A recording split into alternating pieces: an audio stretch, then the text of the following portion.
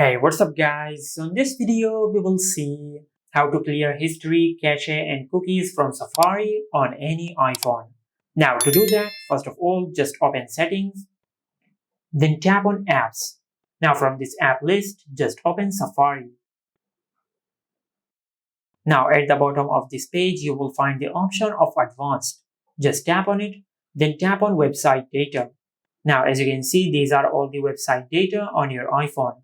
Now, if you want to delete a specific website data on your iPhone, just swipe the website data which you want to remove to the left side and select delete.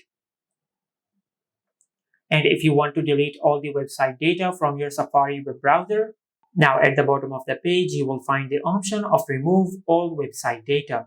Just tap on it, then select remove now. And once you do that, you will remove all the website data on your Safari web browser.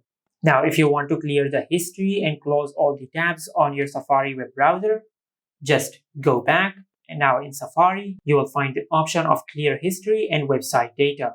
Just tap on it, and from here, just select all history. And if you want to close all the tabs, just make sure you enable close all tabs. Now just tap on clear history.